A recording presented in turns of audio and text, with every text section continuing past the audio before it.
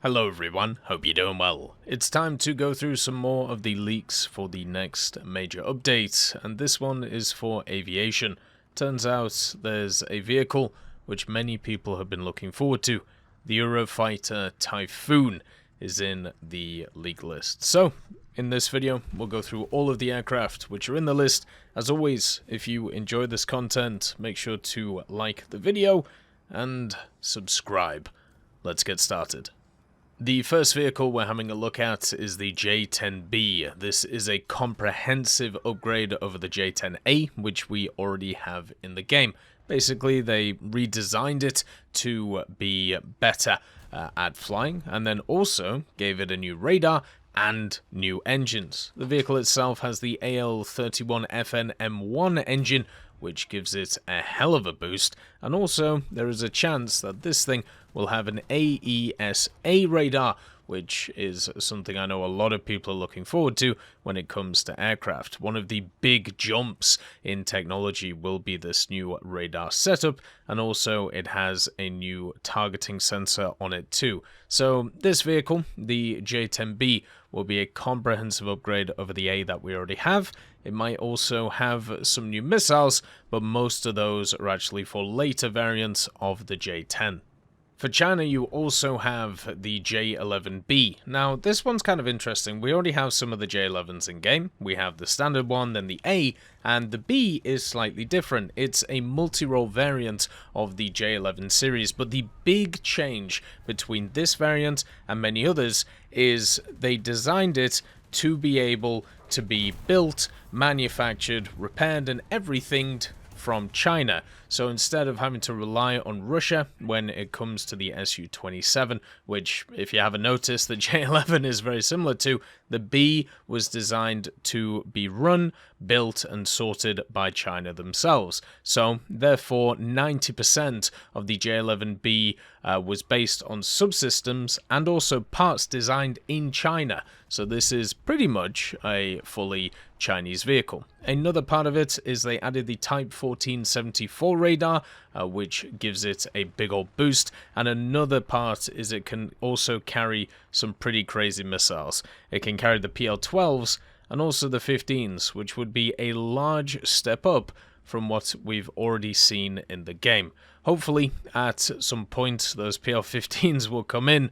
Hopefully not too soon, though, since they will be pretty powerful. The major thing, though, is the multi-role idea, so it'll probably be able to carry some bombs and rockets too, alongside with that air-to-air armament. Now, the next one is one I know many have been looking forward to for an extremely long time. It is the Eurofighters. Now, the Eurofighter Typhoon is a multi-national vehicle. This means that a bunch of different companies from Europe came together to be able to build the ultimate fighter. Not just from an air-to-air point of view, but also some other variants were built as well to give it access to some other types of ordnance. But the main vision of it when it started was an air-to-air vehicle, something that could defend the Eurozone mainly from, of course, the east, but also something that could be exported to other nations around the globe. When this project started, it basically started in the 1980s, when, of course, the Cold War was going on, and it was part of the future European fighter aircraft program.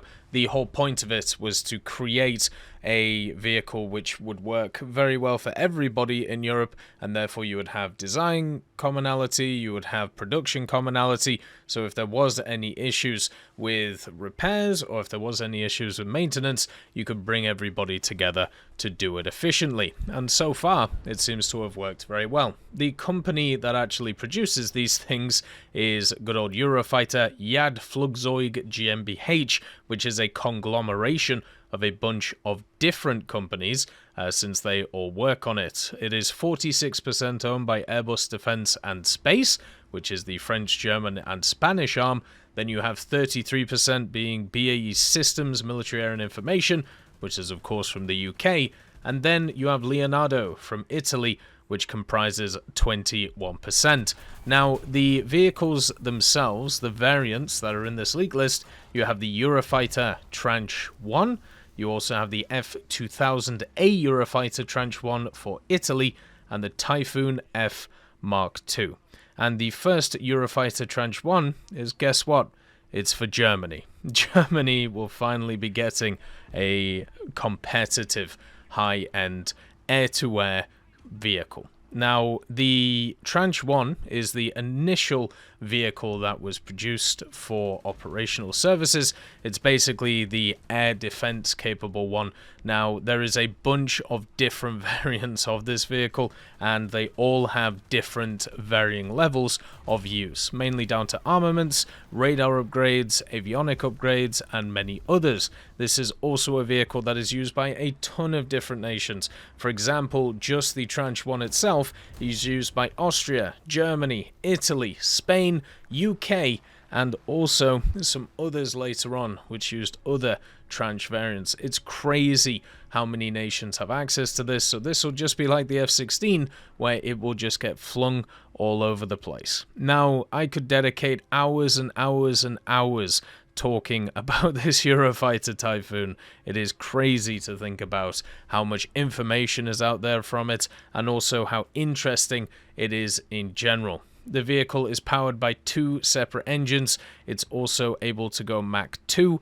It's incredibly maneuverable and also has access to that wonderful 27mm Mauser. Other parts of it, it has 13 hardpoints, including some under the wings, some under the fuselage, and it can carry pretty much every single weapon you can ever think of in terms of Western armament. So if you're wondering if it can carry paveways, it can. Can it carry JDAMs? It can. Can it carry the Meteor? Of course it can. It can even carry the Brimstones, the Harms, the Amrams, as I said, everything you can think of. But remember, the variants we're getting are the early ones, which only really had access to air-to-air armaments. So if you're looking for something that's going to be able to hit the ground, you might have to wait a little bit for them.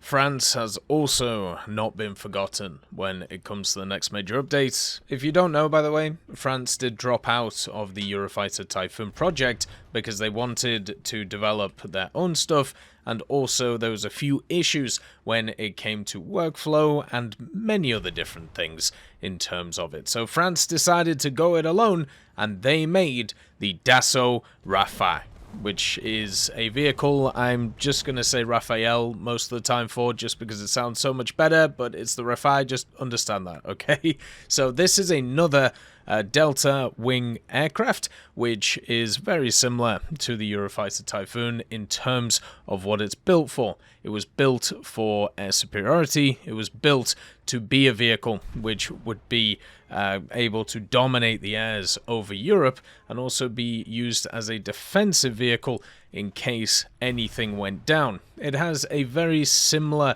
kind of story to the Eurofighter, apart from it was just manufactured by Dassault in France and nobody else. The first flight of the vehicle was in 1986, but understand, with modern vehicles like the Rafale, it is a vehicle which had many different stages to it. So it was introduced in 2001, and that kind of shows a 15-year period between when it was demoed and when it actually entered service. This vehicle nowadays can be used for many different roles, just like most fighters of this era. It can be used as air supremacy, interdiction, even anti-ships, and even nuclear deterrent, as fun as that is. The specific variant that they're going to be adding is the Rafale C F3.2, which I'm pretty sure is going to be, of course, a air superiority version. There are many different variants of the Rafale, and also many different countries that use it across the board, including India. So we could maybe get some of these in the British tech tree.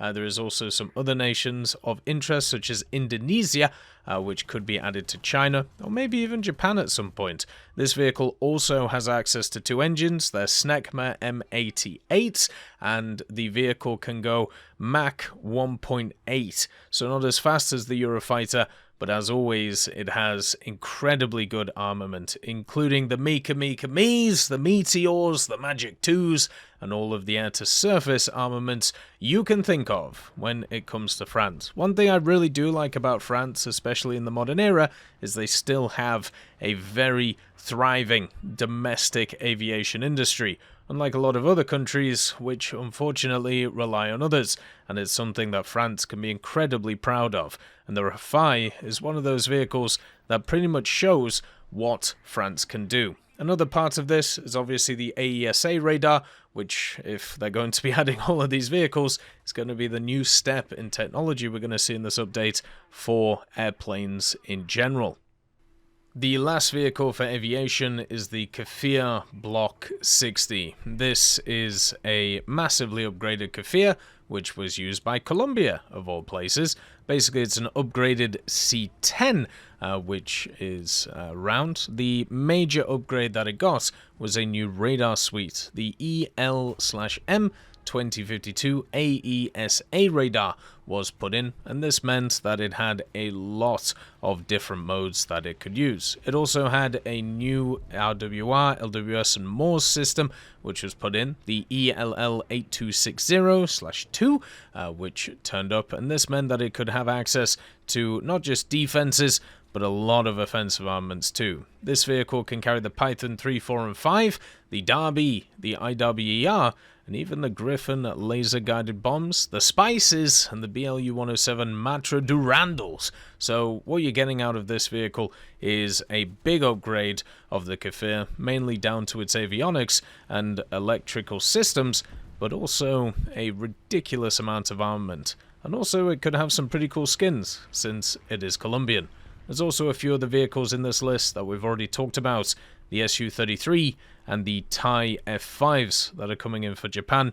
Didn't want to go over them again because, well, we've already done that. Hope you enjoyed the list. Let me know what you think. And as always, I hope you have a wonderful day, and I'll see you next time. I'd just like to thank GMG Smiley, CD Beans, Chieftain Mike, EMN3 Galaxy, Tulio Pontecorvo, Brendan Quinn, Carrion Crow, Gus Irenicus, Pyman, Wartinder, Teddy, Daniel Stanton, Martinez, B. Young, Ozzy Panzer, Alan Hacker, Liam Shear, Opium Prime, Lafouche, Sem, Aslan, Uncle Bean, and Derek R. for supporting the channel.